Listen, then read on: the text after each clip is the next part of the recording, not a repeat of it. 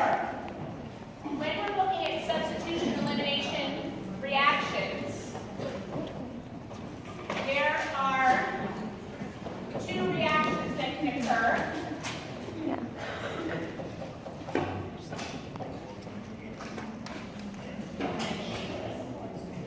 This dude moved up a seat. Now his head is in every picture, like every shot. It's very rule-based. Yep.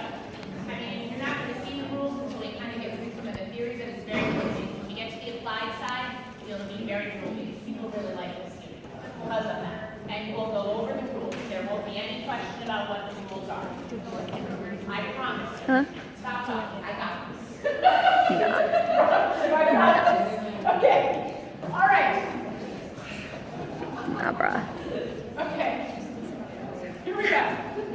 So, this is substitution elimination chemistry. I have taken the same molecule, which looks like butane, off of the two carbon having this Lg attached. Lg stands for leaving group. Okay? So the first thing that you need in order to do substitution elimination chemistry is a backbone, a carbon backbone that has a leaving group attached. That's what you're scanning for. So you need to scan or find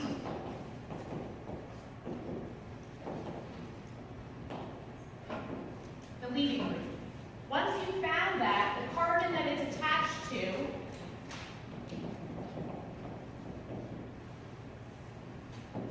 I call the alpha site. Okay? So if you can scan and find a carbon that has a leaving group attached, that carbon becomes the alpha site. Okay? So number one in substitution elimination chemistry is to have this, to have a leaving group attached. So what is a leaving group but something that can be pushed off the molecule or fall off the molecule, come off the molecule in some way that will fall off and stay off. Not something that's reactive, something that's going to fall off and stay off. And those really are what we know to be weak bases. Weak bases are things that are going to fall off the molecule and stay off the molecule because they are weak in and of themselves. They don't have much reactivity associated with them, so once they fall off, they don't have enough prowess to come back and interact with that molecule in any way. Okay? Now, once upon a time, a while back, we made a pKa number line, and I did label the pKa number line very similarly to how I'm going to do it now, but this is where this is going to become very important, this number line. So we know that our pKa scale is from -10 to 60. And I can start sticking all sorts of things onto this number line. But 0 here is the cutoff for pKa of the conjugate acid, whose molecules, when they fall between -10 and 0, for the pKa of the conjugate acid, these are what we call our very weak bases, right? The nucleophiles down here are weak bases because they are derived from strong acids. By the rule of reciprocity, all weak bases are derived from strong acids, and hence they are weak themselves. So for instance, I- is derived from HI, whose pKa is -10. It's the lowest thing that we have, right? Br- is derived from HBr, right? Whose pKa is -9. Also down in this category. So down here in this weak base category are things that will indeed behave as leaving groups. They will fall off the molecule and they will stay off. What that means to us is that the most common leaving group that we see, especially when we're starting out in elimination, substitution elimination chemistry, are the halogens, Br, I, and Cl. Not F, right? Because F- belongs here, derived from HF, whose pKa is 3.2, right? So F- is not a weak base, and therefore isn't going to be classified as a leaving group. Yes? Why? Because it has a very sharp charge, right, is very localized and hence is stronger. Remember, any time that we spread out charge, we weaken that charge, right? If it's more diffuse, it's a weaker charge. So F minus is a nice, small, tight little anion that has negative charge, very localized. Br minus, I minus are much large, and so their charge density is much lower, right? And hence, they can behave as leading groups as opposed to other properties. So this is a rule-based concept, right? That in order to have a leading group, you must have something attached whose conjugate acid, right, has a pKa below 0. Must be. You are not going to see a leading group with F minus, with OH minus, with lots of other things. It has to be something whose conjugate acid has a pKa below 0. Questions about that? Okay, so that's first and foremost, right? The backbone has to have this. I'm going to keep this up here because we're going to utilize it here in a few minutes. So this side here is substitution. You'll note that in this case, what is actually happening is that we are indeed substituting the bond between the carbon, the alpha site, right? So I scan and I call this an alpha site. So we are now finding that the bond between the carbon and the leading group has been exchanged or substituted with a bond between the carbon and the nucleophile. That's a substitution reaction, that they have exchanged spots, that the nucleophile is free coming in, it's now bound to the carbon in the end, and the leading group is now free, and the leading group is less reactive. We have this reaction to move forward, right, toward the product. This leading group has to be less reactive than the initial nucleophile, right? That makes sense, because the nucleophile, if we want to create something novel, has got to win the bond to the alpha site, okay? Now, there are two ways that we can go about the substitution. They're called SN1 and SN2, okay? So these are the two mechanisms that we are going to learn about for substitution. We're going to cover those as soon as we go over some more general characteristics here. SN1 and SN2 mean the following thing. The SN goes as follows. The small n is nucleophilic. Nucleophilic, S for substitution. Nucleophilic substitution. That's what the SN stands for. So there are substitutions with a nucleophile, as I'm showing. Okay?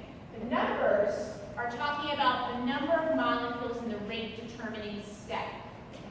So SN2 says, I am undergoing a nucleophilic substitution reaction where there are 2 molecules involved in the rate determining step. SN1 means I am in a nucleophilic substitution reaction that has 1 molecule involved in the rate determining step. Okay? These are the 2 mechanisms that we're going to talk about, compare and contrast these mechanisms and their outcomes. Okay? How I would know it's SN1 or SN2, and how I would then go about the reaction to show the product outcomes. Okay? The other thing that can happen is that I can have an elimination reaction. So this is an elimination reaction where I'm eliminating, in essence, a hydrogen on a beta site. So if this is my alpha site in my molecule, truthfully I have 2 beta sites. Because I can have the beta site here, I start alpha here, and I go right out the carbon chains in any direction, and I go through the Greek alphabet. I can still sing my Greek song from when I was in the pledge. So if you keep going in each direction, this would be alpha beta, this would be alpha beta over here. Note particularly we're pulling from the more substituted beta site. We're going to talk more about that and why that's the priority as we move forward. But I'm removing a hydrogen from the beta site and a leading group from the alpha site. And when I remove 2 sigma bonds from 2 neighboring carbons, a pi bond will form between them. We've seen that before. If I remove 2 sigma bonds from neighboring carbons, a pi bond is going to be created in that situation between directly the alpha and beta sites. Okay? So this elimination reaction creates an alkene. The leading group falls off, not to come back. And the base now has become its conjugate acid. Because the base is what's being used to pull a proton in two elimination mechanisms. They're E2 and E1. The E stands for elimination. The 2 and 1 have the same meaning. E2 means I'm in an elimination process where 2 molecules are involved in the rate determining step. And E1 means I'm in an elimination process where 1 molecule is involved in the rate determining step. Okay? All right, so when we see the generics, this is the sort of talking points that I'm going to give as we move through. We'll be talking around all of these concepts that I've just framed in a very general sense. In order to stay in the substitution elimination, I already told you have to have a leaving group. You have to have an alpha site somewhere in that molecule. Somewhere that has a leaving group attached. A Br, Cl, and I. We'll see other leaving groups as we move forward, but for current, the unit is Br, Cl, and I. If I see those, I know I have an alpha site. What I need to do next, what I need to pay attention to is what's the substitution level of the alpha site. So I need to rank the alpha site, okay? The alpha site can have a whole bunch of rankings, okay? And we are going to rank a whole bunch of them currently. I'm going to try and put up all possibilities here on the board so that we can look at that.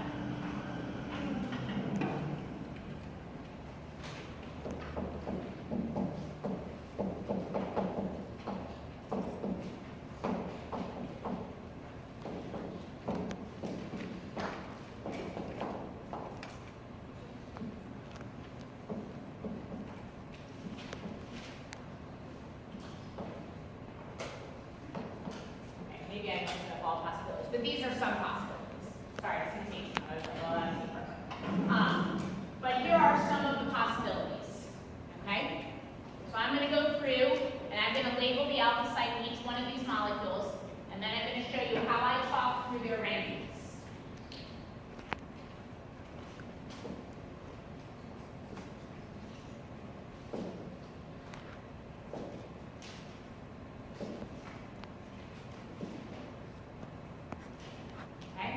These are all the alpha sites, the sites to which the leaving groups are attached. This first alpha site I would call a methyl. It's less than a primary, right? I would call this a methyl site. When I see a methyl site, one of the first things I think about it is totally uncrowded. There's not a lot of steric hindrance around that alpha site. Okay? So that's really important. This guy is tertiary. I call it a tertiary alpha site. The halogen is attached to a carbon that has 3 carbons attached. A tertiary alpha site is very crowded, right? Very crowded, sterically hindered. This guy is what I would rank as secondary and allylic. Notice it has 2 rankings. I will pay attention to allylic and benzylic, which is our next example I'll show you. But I've already been told what the allylic sites are, right? They're carbons that are once removed from the alkenes, right? Once removed from the sp2 carbons. This molecule only has 1 allylic site, right? I have vinylic, allylic, just regular old carbon. No special, modifications here. This is secondary because the alpha site has 2 carbons attached, and it gets that special categorization allylic, okay? So it's semi-crowded, and the allylic brings with it, as we're going to see, some resonance stabilization of carbocations, which are going to be important to us. This guy here is secondary and benzylic, okay? Benzylic is once removed from the benzene ring. That's what benzylic is. It means the direct next carbon is part of the benzene ring. Okay? It's secondary because it has 2 carbons attached. It's benzylic because it's that geographical location once removed from the ring. Secondary, semi-crowded, benzylic, resonance stabilization again, we're going to see. This guy is regular old secondary. Okay? No special categorization past secondary, because it's not once removed from an sp2 carbon, not once removed from the benzene. benzene, right? So specifically just secondary semi-crowded. This last one is tertiary and alone, okay? So once I've scanned my backbone for this leaving group and I've labeled the alpha site, I'm interested in knowing the classification of the alpha site because that's going to begin to open the door for me as to which types of mechanisms are available to me at that point, okay? And that's what we're going to move to when we get to the applied side. I've got some theory to come through first, but you're going to see that as I come out to the applied side, that speaks directly to the theory. What is the substitution level of my alpha site? So it's the next question I ask myself every single time I find an alpha site. The third question I ask myself is, what do I know about the nucleophile or base that's being added? That will be what's shown above the reaction arrow. Oftentimes it's shown with a +1 counterion. It's shown as an ionic compound. So I need to nix off the cation and recognize that the nucleophile or base has a negative charge. Okay, you'll see me do that often now that we're in substitution elimination mode. But what does that nucleophile mean to me? Because you can see that I have changed my language from substitution to elimination, right? In substitution, I'm calling what's above the reaction arrow a nucleophile, meaning it's going in to find a bond to the alpha site. It's going to make a bond to the alpha site in exchange for the leaving group. But on the right side, the base is doing something different. It is pulling a proton from the beta site. That's its job. It's pulling a proton from the beta site. And that correspondingly results in the elimination process. So what makes something a nucleophile or a base? There are some simple rules that we're going to go over, and then we're going to have to fold in just a couple of extra thinkings about it, which we won't do until Monday. But I'm going to have something to say when we come out the end of the unit and we begin to feel comfortable with those simple rules. We're going to fold in a couple of exceptions so that you can see the whole breadth of substitution elimination. But the simplistic rules are as follows. I would have what I would call a weak base, or I would also call this a weak nucleophile, okay? When I'm down in this category, more often than not, these are weak nucleophiles as well. Not always, but more often than not. When I fall between the category of 0 and 11, really, I can be classified first as a moderate nucleophile. I am somewhat basic, but I'm more nucleophilic than I am basic. Which means, if I'm in here, if I'm a nucleophile in here, if I can make a bond to the alpha site, I'm going to try and do that. That's my primary goal here, is I'm not reactive enough yet to just pull a proton from the outskirts of the molecule. I am patient and I will find a way to make a strong bond to the alpha site, okay? When I'm up here, 11 and above, I'm pretty much a better base, right? And I can be somewhat nucleophilic, but I have become to the point that I'm now a strong nucleophile. And a strong nucleophile is very reactive. And a very reactive nucleophile is not a patient nucleophile. It's not going to spend the time trying to make a bond to the alpha site. It's going to be reacting with the first thing it can find on the outskirts of the molecule, okay? So there's a continuum here where I have weak nucleophiles, moderate nucleophiles, and strong nucleophiles, which really are more basic in nature, okay? So I need to scan for the alpha site, rank the alpha site, make some consideration about the nucleophile / base that I'm using in the reaction, and at that point, I can really make a decision on what mechanism the reaction is going to undergo. It's going to be SN2, SN1, E1, or E2.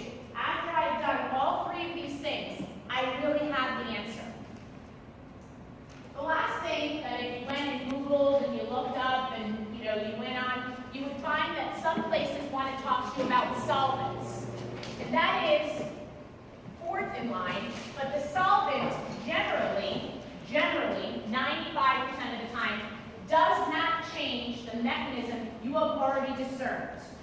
You have decided at the end of step 3 that this reaction is SN2. Period, end of story. The solvent isn't going to change that. The solvent can change the speed of the reaction, how fast the reaction will undergo its most likely mechanism, but it is generally not going to change your mechanistic choice. So the solvent's the very last thing I go to. When we look at solvents and we think about speed, we categorize solvents into 2 categories. There's actually, hold on, there's 2 ways you sort of can categorize solvents.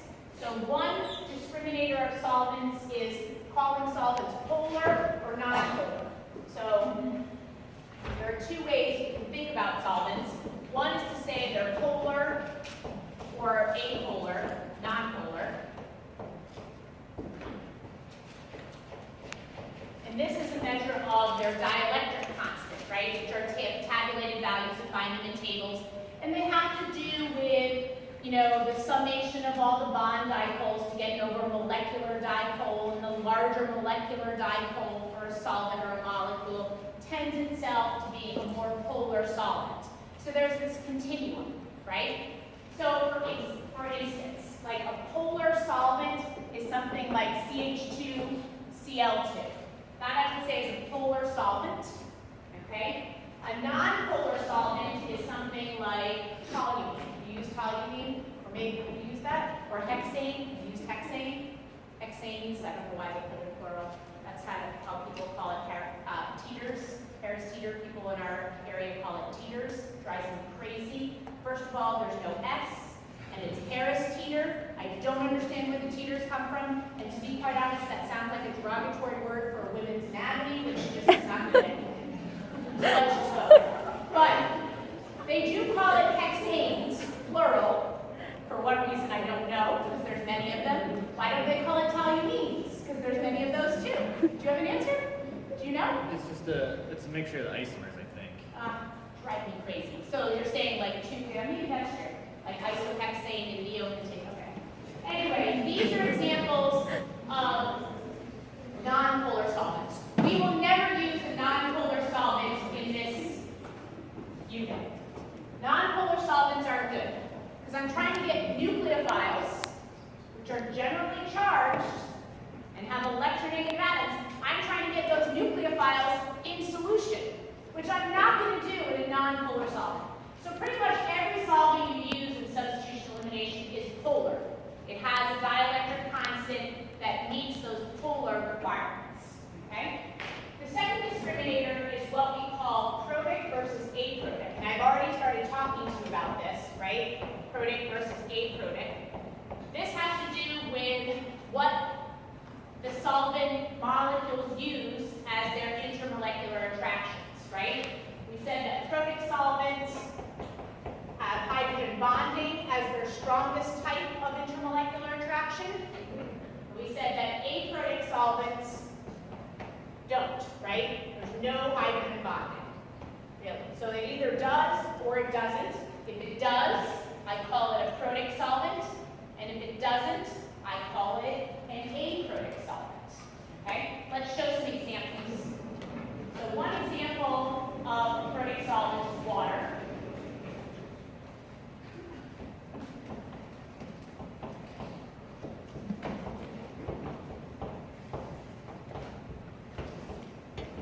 Okay? And water has a bond dipole down each of its oxygen-hydrogen bonds that lends itself to a partial negative and a partial positive charge.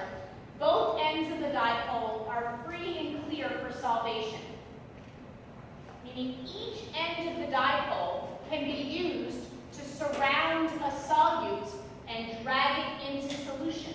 That's what happens when you solvate something. When you go into solution, what's actually happening is the solvent is surrounding that molecule, utilizing its opposite charge principle, right? And drags that piece into solution, allows it to break into its intermolecular network. NaCl, right? NaCl dissolves in water. So Na is molecules. It's made a network, and now it disappears into the solvent. The Cl- is surrounded by all of these hydrogens, which have a positive charge, right? And once they're surrounded, they disappear into the solvent. They're solvated, okay? So polar protic solvents have the ability to solvate cations and anions. That's the bottom line. They solvate cations and anions.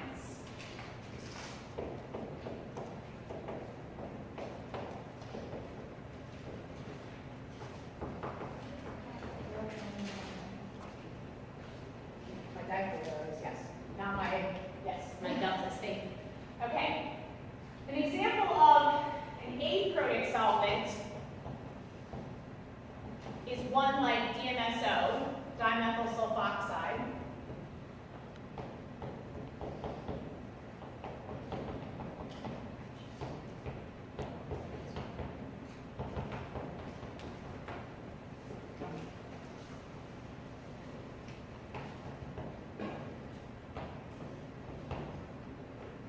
Okay. So you can see from my diagram that I drew up the molecules dimethyl sulfoxide. It is an S double bond in the middle that's flanked by two methyl groups. So I've drawn it up as is. And then I put this fuzzy line, right? I sort of fuzzed out the sort of methyl area over the sulfur, okay? And that's because we can draw these diagrams on the board that look like they're nice and separated, right? You can see the carbons are nice and separated from the sulfur because I've drawn this long bond. But if you actually look at a space-filling model, you actually will never, ever see the partial positive charge of the sulfur because it's going to be masked by these large methyl groups. Those methyl groups encapsulate the entire sulfur in a space-filling model. And so that sulfur is buried within that hydrophobic network of dimethyl sulfoxide. Okay, so you won't see that sulfur's partial positive charge at all. Okay? Now, the reason I say this is because if that end of the dipole, the sulfoxide dipole, is not available, this means that aprotic solvents can only solvate cations. It never ever solvates anions. Because in order to solvate the anions, that partial positive charge of the sulfur has to be available. But it's not. It's buried. It's internal to that carbon network of those two methyl groups, totally surrounding it and not allowing it to see the light of day. So an aprotic solvent can only solvate cations. Okay? This is the theory by which we're going to discuss why certain reactions prefer one type of solvent over the other. Yes? If I were to solvate a cation, it depends. If I want to solvate a cation and the anion, that's a good question. You'll see it as we come through the theory. It's good thinking, yes, but we need to think a little bit more about that. Yes? So is protic, does that mean that hydrogen bonding is like significant in it, or does it mean that it like has it in general? It means it has it in general, to be quite honest. Dimethyl sulfoxide can't even have hydrogen bonding, right? Because in order to be classified as a molecule that has hydrogen bond, is its type of intermolecular attraction, it has to have an OH or an NH bond, right? It can't have oxygens and hydrogens in the same molecule. It specifically has to have an OH bond or an NH bond, which means there are a few solvents that are going to do that, right? They're going to be all the alcohols and the carboxylic acids and the amines. Pretty much everything else is going to be classified into that aprotic category. So it doesn't have to be significant, it has to be present. All right, so now that we've done all of that, I do need to erase the boards, and we're going to start on substitution reactions, SN2 compared to SN1, and we're going to build in all these theories. Why is it the alpha site's like this? Why is the solvent like this? Why is the nucleophile like this? We're going to build this out, okay? We're going to start with substitution, we're going to move to elimination. All right.